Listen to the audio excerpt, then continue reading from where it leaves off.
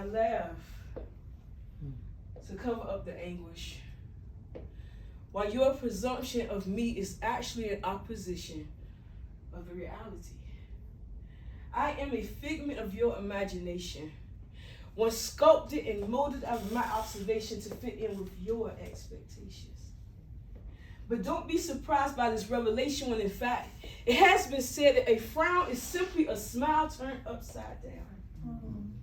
Though in my circumstance, I prefer that you not turn it around. Have you considered this?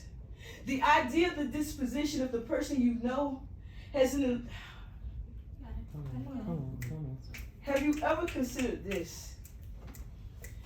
The disposition of the character you've come to know may be an illusion I've created to blind you from the hurt and hostility of a bitter past I failed to let go. Can you even imagine your present form as a building and live within your walls as a child who cries himself to sleep, fantasizes of being someone other than themselves due to wounds laid deep? Well, this is the lie that I have lived to please you. I'm a single shell of one person, but on the inside, I'm divided into multiples of two. Happiness is the mask I wear to hide away my tears, so that you won't consider me weak, witnessing all of my frailties and fears. Yet, in fact, I am a person who has been broken not in half, but in many pieces tied to souls scattered in the distance. And you dare to question the origin of my resentment. You see, I search within myself for a smile that is genuine, and not simply this false, deceptive replication of me, but who am I? Because I don't know. Or am I just merely a castaway at sea? See, somewhere, my identity, it got lost in your impressions. And forgive me, because it was never my intention to encourage your misperceptions, but I did to please you. But I did so that you would not leave me, yet still you did leave me crying, bruised and bleeding, because what I thought was love was truly misleading. And now I recognize I can't afford for this masquerade to last. But in order for me to receive my deliverance, my freedom, I must expose the reality behind the mask. And so therefore openly I weep, confessing all of my sins, with a mindset founded on hope that this inward agony was soon to come to an end. And while your opinions might change, and you assume me to be soft, at this point in my life, I really do not care, because it's time for me to take this mask off.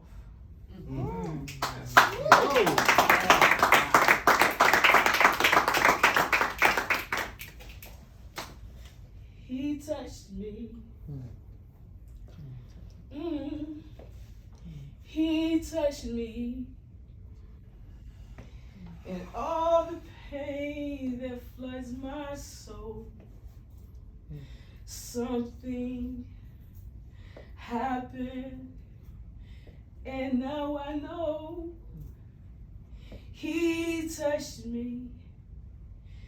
He made me hopeless. I wish it was just a dream, but oh, he touched me. My daddy lay next to me. He fondled me like I was his wife on honeymoon night.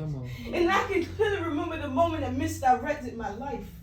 My mind was fragile with the imagination of youth. I used to create these fantasy worlds, once made of princesses and unicorns, but now they're blackened with the magic of sex sorcerers and dark horses that exude their masculinity against my innocence. And in a sense, I became accustomed to being stolen.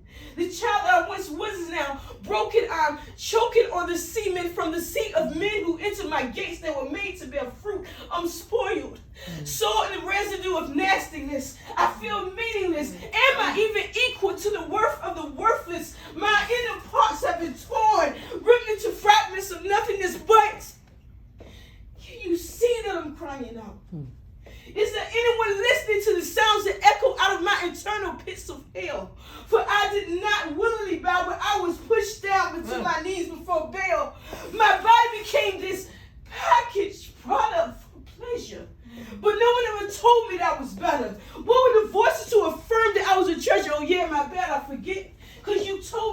just enough to come inside, while your intentions were only to selfishly reside in the place of my daddy, my uncle, my brother, my cousin. They tied their souls to mine. Come on. Ooh. And so here we lie together, making music, though not sweet, with some angelic melody of intimacy. But I'm just wishing that you would get up off of me, John. Or maybe it's 1 John or 2 John. Honestly, I lost count the multiple Johns of numb.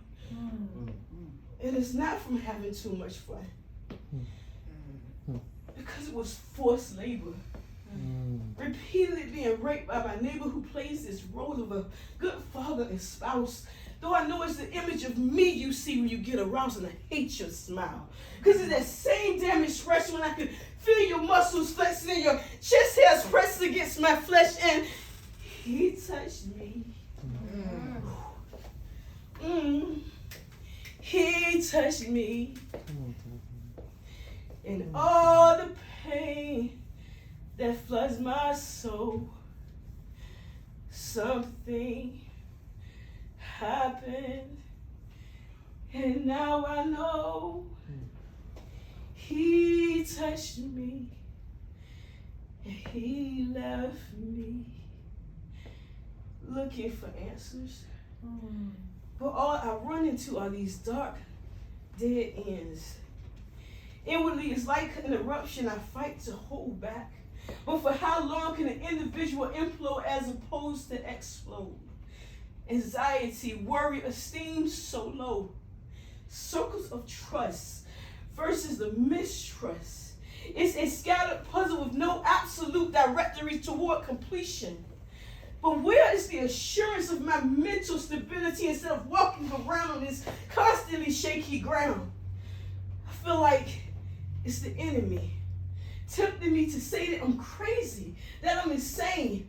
But if I profess damnation and I hinder my own elevation of reaching God's true revelation of his designation appointed for my life. But I can't pretend that my spirit isn't in strife. Sometimes I want to die, but I can't. Simply for the fact that he won't let me. And so I attempt to figure out how exactly am I supposed to live. My mind is loaded up with building blocks, no letters. I keep seeing these countless blank spots when suddenly the answer appears for me to rest in his rest. It's a sigh of relief. The complications, they gradually disappear. The coast, it begins to get a little bit more clear for me. No longer am I feeling so trapped, lost inside of this fantasy, which has actually been a nightmare where the enemy has been robbing me of me. But I guess what I'm finally trying to say is farewell to you, turmoil. Sometimes, after the turmoil is over, I have to be reminded that I make beautiful sense. I cause wildflowers to be meek and mild-mannered. They bow down to my very presence. Title me an unexplained wonder. An existence miraculously concepted is me, and I'm not simply a theory, but I am godly spontaneity made manifest, and yes, I make beautiful sense. I am the living breath that leads you beyond mediocre thinking. I am that woman that summons you to get up off the surface and dig deep into the ashes of brokenness and to mend it. Stolen now, retrieved, torn down, yet found and lifted. I make beautiful sense. I am walking art divinely crafted by hands of love. And my creator, he nicknames me to the care. Envision me more than a dime piece because I am a diamond, perfectly pieced together by his artistry, formulated to the gravitational pull of what he defines as glorious and good. I make beautiful sense. I can make the doves cry and the lyrics rhyme.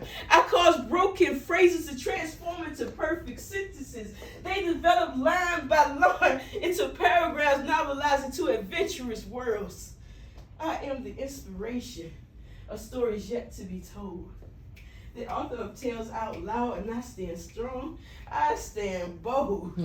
I am a woman of substance, of essence, magnificence, and wealth. I have been classified as more than a conqueror. A she warrior who's fearfully and I am wonderfully made. Yeah. And you know what? I don't mind carrying, no swinging my sword. Because when all is said and done, it's in my God's eye that I just make all kinds of beautiful, beautiful sense. Yeah. Thank y'all.